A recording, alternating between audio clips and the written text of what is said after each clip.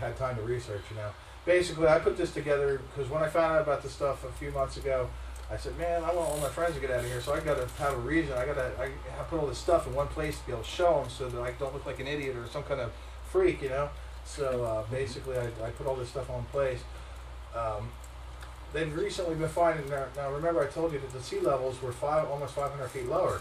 Well, they're now starting to find these cities. This is off the coast of Japan. The last time that this place was above water was 8 to 12,000 years ago. And yet they have these big advanced creations. Now if you go down here, you'll notice that Cleopatra's palace also found underwater. Okay? And also, they just recently found 2 huge 10-mile square. I could only include one in here because I made this back before they found a second one. But they found 2 huge cities, 10 miles square, right next to each other off the coast under the ocean near India. So here they got these cities that they found underneath the water, and so there's that. Ancient star matches, the Great Pyramids. 10,500 years ago, they matched up with the constellation of Orion perfectly. Exactly 10,500 years ago, the Sphinx looked to the east rising sun on the spring equinox. 10,500 years ago, in Angkor Wat, these 2 pillars here would line up to the spring and winter solstices. This is Angkor Wat also. You see their fascination with serpents, the giant serpent. Okay, you see how they're holding the serpent.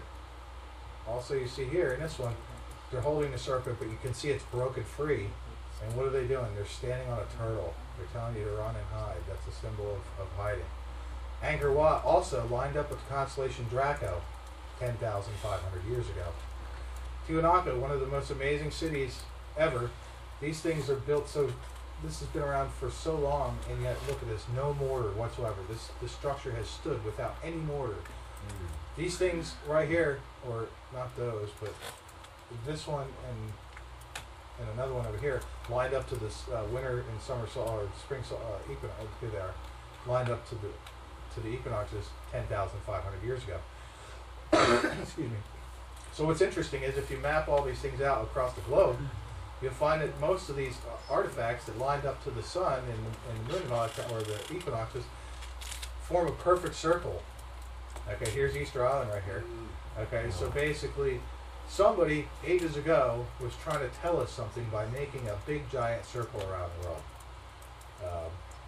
So there's all the ancient star matches. Let's see here. We've already kind of gone over the petricles.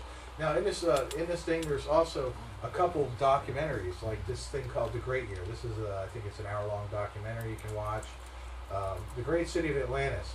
Okay, Atlantis was a naval power lying in front of the Pillars of Hercules that conquered many parts of Western Europe and Africa 9,000 years before the time of Solomon, and approximately 9600 BC. After a failed attempt to invade Athens, Atlantis sank into the ocean in a single day of night misfortune. Well, what is America doing right now? We're trying to take over the world's resources right before the event happens because we want to have our hands on all the world's resources. Most likely, same thing was happening during Atlantis at the time. That's why they were at war with half the world, because they were trying to steal all the world's natural resources. So you got Atlantis. Let's see here. All right. Now, there's some old writings that are similar to the Bible, but they're not the Bible.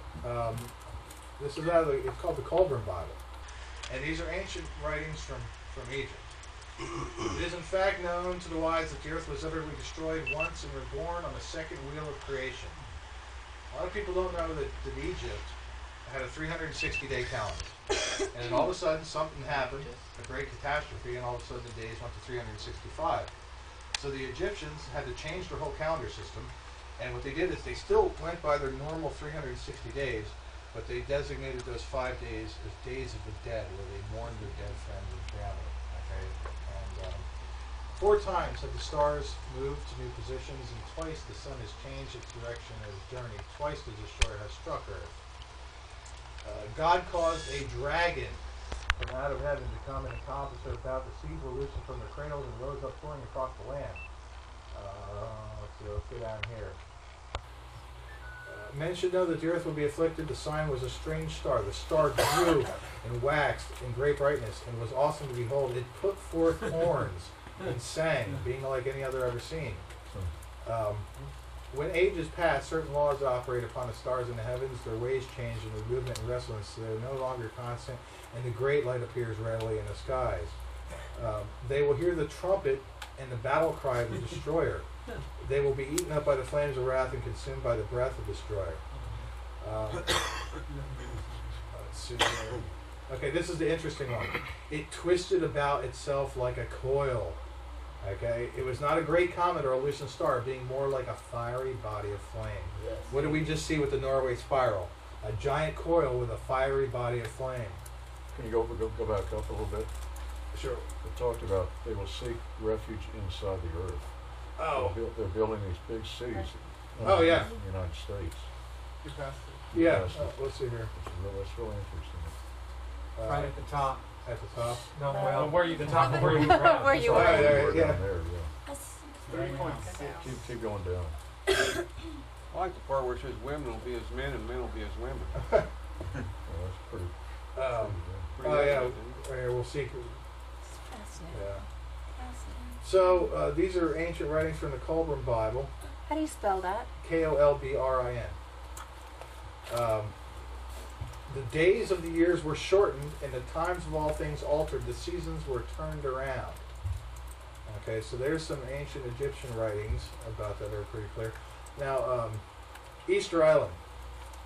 What they try and tell you is that a group of people decided to take a boat, it's actually almost 3,000 miles out in the middle of nowhere, build a bunch of monuments, and then say, oh, well, we're done. I mean, come on now. Look at these guys. They're all looking up to the sky. Why are they looking up to the sky? Sun guy. Okay? They're all looking up to the sky because that's why they picked Easter Island, because it was in that little circle that they put around the world to try and show us that they had advanced technology back then. Let's see here. There's a Sorry, little but thing I one was- second, real quick. What if that circle is just because of an observation point? Like they would have the same observation point of the celestials, like constellations and stuff. Right, That's their that's what I'm saying. I'm just putting down facts. I mean, if you want to, you want to Okay. figure it out and however you want to. We want the freaky truth. I just Tell stick us. with the facts because if I don't, then people say that's your conjecture. So I just stick with what I know is the truth. This is really interesting stuff. Here, we'll play this little thing here. On August 19, 1977, the American space probe Voyager 2 leaves Cape Canaveral on a several-year journey to the vicinity of this solar system's most distant planets. The Voyager's discoveries challenge many of astronomy's recent conclusions, while fully corroborating ancient knowledge. For the first time, we see images of Uranus. Astonishing, it is exactly as the Sumerians report in their 6,000-year-old description. Though they had no telescopes that we know of, the Sumerians characterize Uranus as Mash-Seek, translated bright greenish. They also explain the unique planetary tilt of Uranus. According to the Sumerians, our solar system was invaded by a planetary body that caused collisions and disrupted the existing order. NASA scientists concur that a collision with a body the size of Earth, traveling at 40,000 miles per hour, could have caused both the orbital skew of Uranus and the devastation apparent from the planet's surface scarring. Its neighbor Neptune was described as a blue-green planet by the Sumerians millennia ago, but science has only confirmed this fact during the past few decades. The Sumerians named and listed all of the planets in our solar system. Their documented list of these planets is tangible evidence that in at least one respect, modern man is on a path of rediscovery.